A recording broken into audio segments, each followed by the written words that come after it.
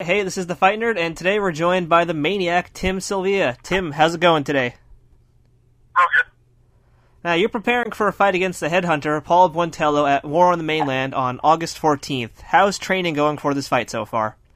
Training could be actually better. It's training camp in Indiana. I need a home, and I love it there. Things are going great. Great training practice, great sparring practice. It's awesome. All right, so what is the game plan against the headhunter?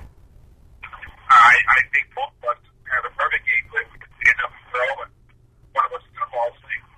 Now, this seemed to be a fight that was years in the making, especially since you both fought in the UFC during the same time. Was a fight with Paul ever on the table for you? We were supposed to fight in the Affliction 3 show, and that got canceled. And I assumed that him and I would have met each other in the UFC, and that never happened. So I think it's finally a fight for the fans to see something him and I have wanted for a long time. Now, the last time we saw you in action was against Mariusz Pudzianowski at Moosin a few months ago. Now, looking back on that fight, what did you think of your performance? It was another good fight for me. I got rid of some ring rust, showed some of my ground skills again, and all in all, it's got performance. What did you think about the performance of your opponent, Mariusz? Exactly did what we thought he was going to do, and that was try to blunt rush me and take me down. Now, considering how the end of the fight turned out, with Mariusz just kind of flopping on his butt, do you think he's taking MMA seriously, or is this just a hobby for him? I think that was a wake-up call for him. I think he had a couple easy fights and thought all fights would be that way, and then he met a fighter like myself, realized he's going to change a lot to be better at the sport.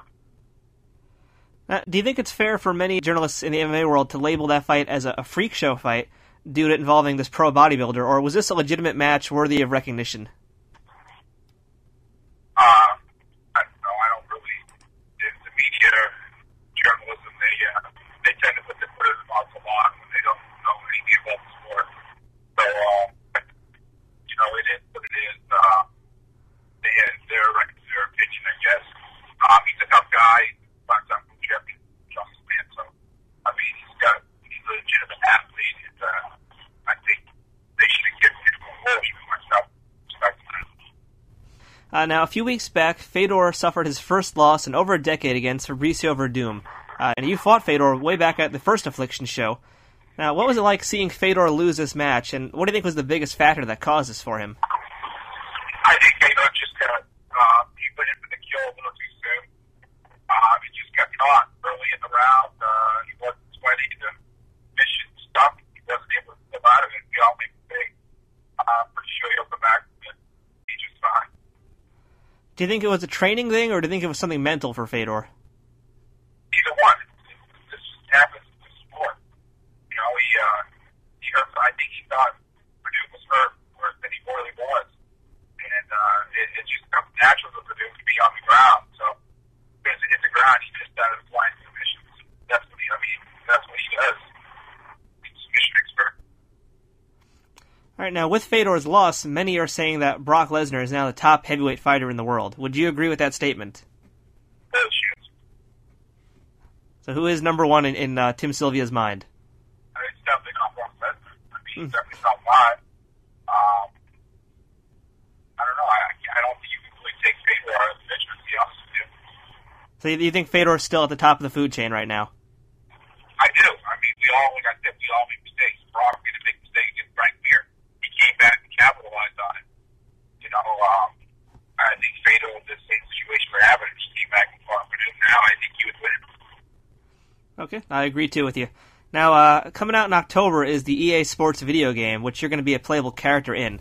Now, the UFC has said it's not going to negotiate with people who are in that game. So is this going to be a hindrance to you getting back to the UFC? Don't care. It is what it is, it's for me to put my name out there and be a playable character. It's for the fans.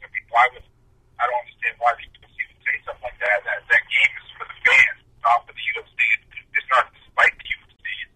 The fans, I have fans out there and they want to play me in this game, so be it. Why I don't understand why that comment was even said, but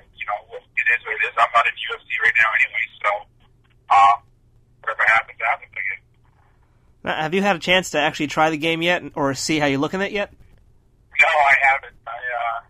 I'm not a big game freak. I used to be when I was younger, and it actually took up some of my time. I get involved in video games way too easily, and I'll forget to do what I eat when I need to eat, and sometimes I even skip practices. I was supposed to be a practice playing video games many nights. Myself, Robbie Lawler, Tony Strickland, and Jen Fulmer playing Halo to 4 in the morning and skipping practices, so just can't do that kind of stuff anymore, you know? I'm the fight nerd, so I gotta ask, what games were you a big fan of? Halo, Halo, Doom, Modern Warfare, all the first-person shooter games, I love them.